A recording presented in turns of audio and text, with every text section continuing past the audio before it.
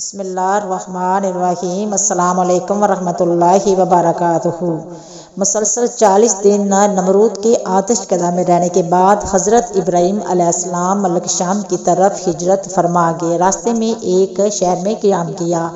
ایک صبح آپ نے دیکھا کہ سب لوگ مال کی طرف جا رہے ہیں۔ پوچھنے پر پتہ چلا کہ یہاں کی شہزادی نہایت خوبصورت ہے اور 7 ملکوں کے شہزادے اس کے لیے رشتہ لے کر آ رہے ہیں، جس کو وہ پسند کرے گی اسی سے شادی ہوگی۔ روایت میں ہے کہ اس شہزادی کے حسن کی شہرت بے انتہا تھی۔ حضرت ابراہیم علیہ السلام بھی اللہ کے حکم سے مال میں تشریف لے گئے۔ جب شہزادی نقاب اوڑھے اپنے بات کے ساتھ جلوہ افروز ہوئی تو اس کو اتنے زیادہ رش میں سے ایک شخص کی پیشانی چمکتی نظر آئی۔ شہزادی نے فیصلہ سنا دیا کہ میں اسی شخص سے شادی کروں گی۔ وہ شخص حضرت ابراہیم علیہ السلام تھے اور اس کے ماتھے پر نور محمدی تھا، جس پر شہزادی اپنا دل ہار بیٹھی تھی۔ دوستو، وہ شہزادی حضرت سائرہ علیہ السلام تھی۔ بادشاہ کی بہت منع کرنے کے باوجود بھی حضرت سائرہ کا نکاح حضرت ابراہیم سے ہو گیا۔ بادشاہ اس لیے منع کرتا رہا کہ یہ مسافر ہے، اس کے پاس دولت بھی نہیں ہے۔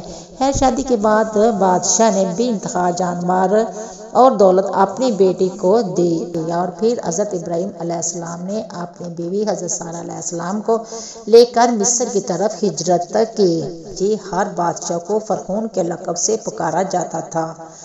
کچھ لوگ سمجھتے تھے کہ فرعون خاص اس بادشاہ کا نام تھا جو حضرت موسیٰ کے زمانے میں تھا، جبکہ فرعون کسی بھی بادشاہ کا نام تاریخ میں نہیں رہا۔ فرعون ایک لقب ہے جو کہ قبطیوں کے بادشاہوں کے پاس بادشاہوں کے لیے بولا جاتا ہے۔ اس وقت عمرو بن امرتی وہاں کا فرعون بادشاہ تھا۔ راستے میں کچھ لوگوں نے کہا کہ اے حضرت ابراہیم علیہ السلام، مصر کا بادشاہ بہت ظالم ہے اور وہ عورتوں کی خواہش بہت رکھتا ہے، بالخصوص نئی نویلی دلہنوں کا زیادہ شوقین ہے اور بہت جلد اس کی طرف مائل ہو جاتا ہے۔ اس کے راستے پر 10 آدمی متعین رہتے ہیں۔ جو کوئی مال صبح مصر لے جاتا ہے تو اس کو پکڑ کر اسی مال کا محصول کر لیتا ہے، اور اگر کوئی سوداگر عورت کو ساتھ لے جاتا ہے تو وہ اس عورت کو اس سے چھین لیتا ہے۔ یہ سن کر حضرت ابراہیم علیہ السلام بہت پریشان ہوئے، کیونکہ وہ جانتے تھے کہ میری بیوی سارہ جیسی حسن اس پورے جہاں میں اس وقت نہیں ہے۔ لیکن خیر، یہ ہجرت اللہ کے حکم سے تھی، اس لیے آپ نے سفر جاری رکھا، اور ادھر دوسری طرف فرعون مصر کو پہلے ہی اطلاع مل چکی تھی کہ ایک آدمی انتہائی خوبصورت لڑکی کے ساتھ مصر کی طرف روان دواں ہے۔ چنانچہ اس نے پہلے ہی اپنے فوجی دستوں کو حکم دے رکھا تھا کہ جیسے ہی یہ لوگ مصر کی حدود میں داخل ہوں، ان کو میرے پاس لے آنا۔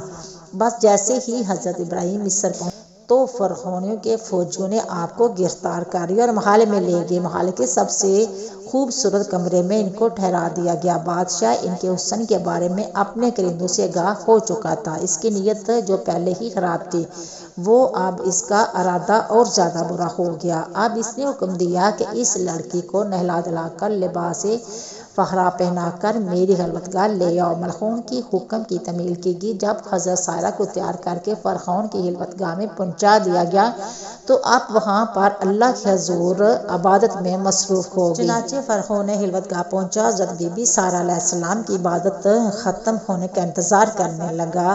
حدیث پاک میں ہے، الفاظ ہیں کہ حضرت بی بی سارہ نے اللہ پاک سے یوں دعا کی کہ اللہ، اگر میں تجھ پر اور تیرے رسول پر ایمان رکھتی ہوں، اگر میں نے اپنے شوہر کے سوا اپنی شرمگاہ کی حفاظت کی ہے تو مجھ پر ایک کافر کو مسلط نہ کر۔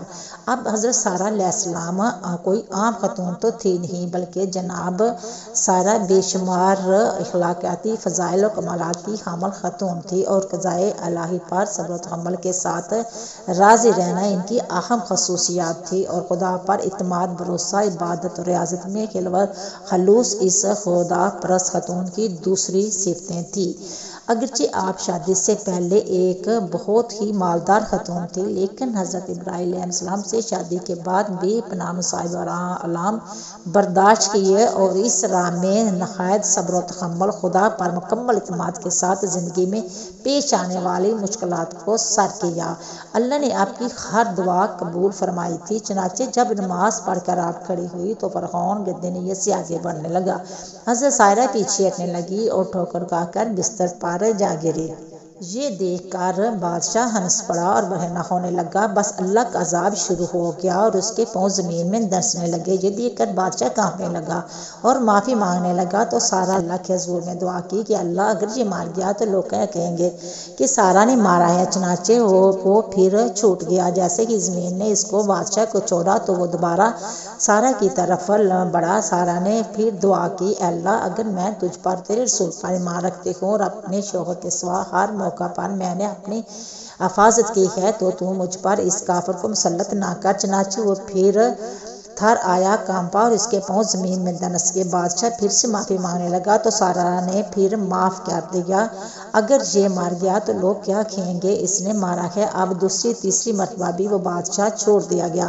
آخر بادشاہ نے اپنے درباریوں کو بلایا اور کہنے لگا کہ تم لوگوں نے میرے پاس غلط لڑکی بھیجی ہے، یہ تو کوئی انسان نہیں۔ چنانچہ اس نے اپنی بیٹی ہاجرہ جو بعد میں حضرت ہاجرہ علیہ السلام کے نام سے مشہور ہوئی، حضرت سارہ کے حوالے کر دیا۔ کہنے لگا کہ میں چاہتا ہوں کہ یہ تمہاری کنیز بن کر رہے اور آپ جیسے ہی پاک باز بن جائے۔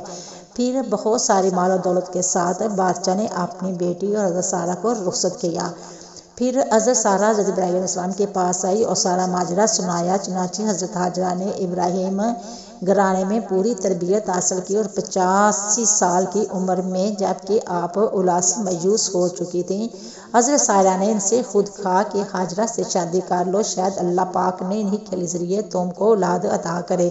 چنانچہ ایسا ہی ہوا کہ شادی کے بعد حضرت ہاجرہ حاملہ ہو گئی اور ان کو خواب میں فرشتے نے بشارت دی کہ تو ایک بیٹا جنے گی، اس کا نام اسماعیل رکھنا کہ اللہ تعالیٰ نے تیرا دکھ سن لیا۔ حضرت ابراہیم علیہ السلام کی عمر مبارکہ 100 برس اور آپ کی اہلیہ حضرت سارہ کی عمر 90 سال تھی جب ان کے ہاں حضرت اسحاق علیہ السلام پیدا ہوئے۔ ان دونوں حضرت ابراہیم علیہ السلام ملک شام میں رہائش پذیر تھے، جبکہ بڑے صاحبزادے حضرت اسماعیل علیہ السلام 14 سال سے مکہ مکرمہ میں اپنی والدہ حضرت ہاجرہ کے ساتھ مقیم تھے۔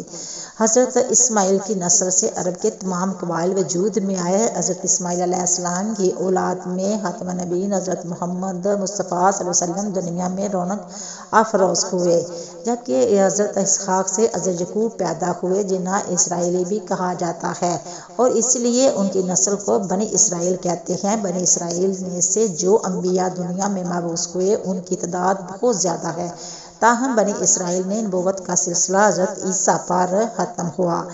حضرت بی بی سارہ علیہ السلام کا انتقال 127 برس کی عمر میں ہوا اور حضرت ابراہیم علیہ السلام نے ان کی تدفین کنعان کی بستی ہیبرون میں کی۔ آئیے ہم مل کر دعا کرتے ہیں کہ ہماری بہنوں ماؤں بیویوں کو حضرت سارہ علیہ السلام جیسی پاک دامنی نصیب فرما۔ اے اللہ پاک ہمارے گناہوں کو معاف فرما دے اور ہم پر وہ بوجھ نہ ڈال جس کو اٹھانے کی طاقت ہم میں سے نہیں ہے۔